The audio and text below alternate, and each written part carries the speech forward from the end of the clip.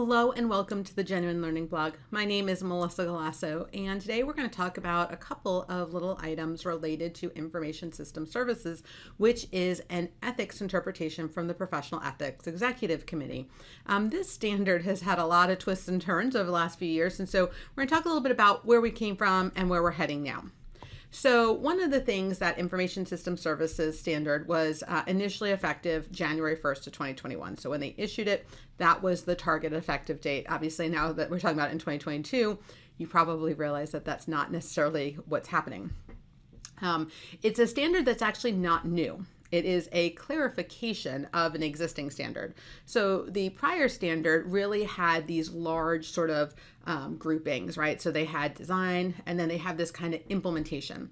And what Information System Services did was break down implementation into smaller pieces to indicate whether it was a non-attest service to which you had to apply threats and safeguards, or whether it was a prohibited non-attest service. So they got a little bit more detailed.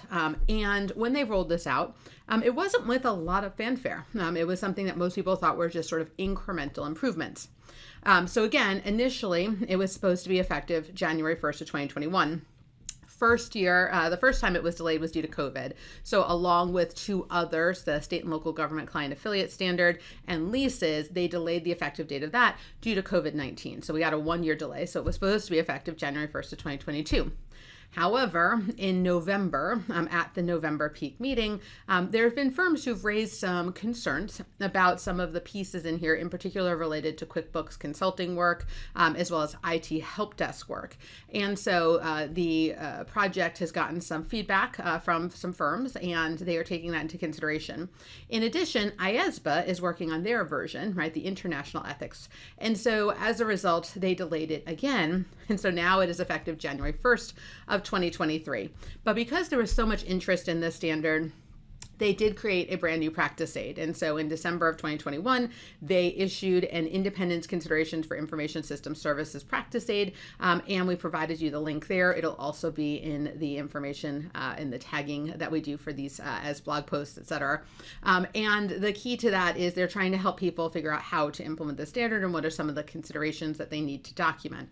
So again, we have an extra year. It's one of the first big takeaways. And the second one is that there is a new practice aid. But I would say third, if you go through the standard and you're finding difficulty with implementation, you find that it's going to have a negative impact on the firm, I would recommend that you share your thoughts with the Professional Ethics Executive Committee. I actually have I have a client in Ohio who has been very vocal in talking to the AICPA, and they would obviously love to know about other firms who are also having some difficulty in the implementation of this, in particular for some of the consulting work as well as some of the help desk type work that they do.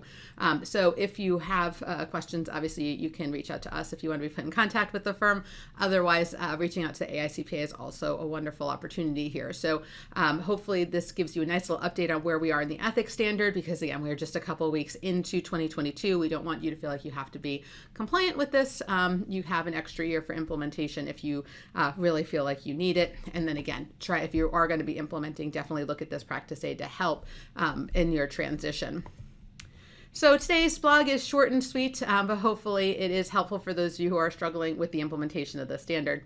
So I want to thank you all for joining, and I hope to see you on a future blog. Have a great day, guys. Bye-bye.